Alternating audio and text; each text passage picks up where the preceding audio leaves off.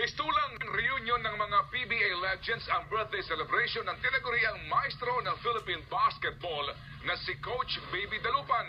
Sabi nito'y idinulstad rin ang libro tungkol sa kanyang buhay sa hardcourt. Nagpapatrol, TJ Manotok. Kapag kasikatan ng basketball ng 60s, 70s at 80s ang pag-uusapan, isang coach ang tiyak na nababanggit na pinakamagaling.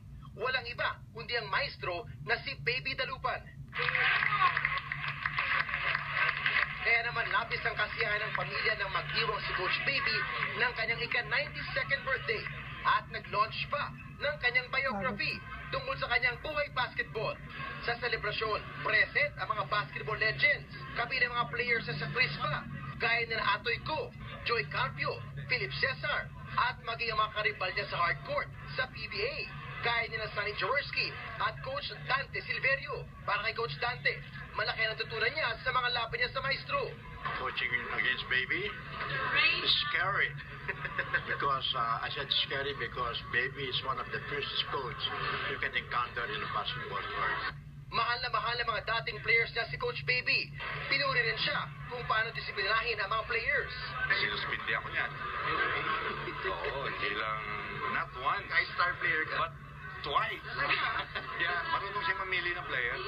Marunong maglaro, hindi marunong maglaro. Alam niya kung paano niya gagamitin.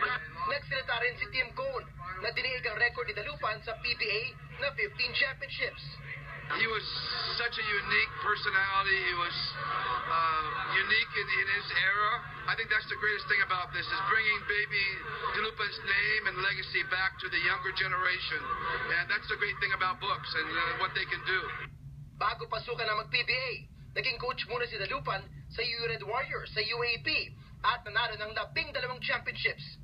Nag-coach din siya ng Ateneo noong 1972 hanggang 76. Nag-coach din siya ng national team noong 1959 sa FIBA World Championships at muli sa 1972 Asian Games.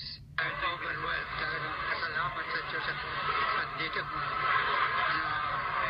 binigyan ako ng 92 years para makita ko lahat sila magkasama sa akin. Ayon sa mga legends na nandun nung gabing yun, kung isa kang basketball fan, hindi pwedeng hindi mo mabasa ang libro ng maestro at malaman mo kung sino ang isa sa malaking bahagi sa paghubog ng kasaysayan ng Philippine basketball. TJ Manotok,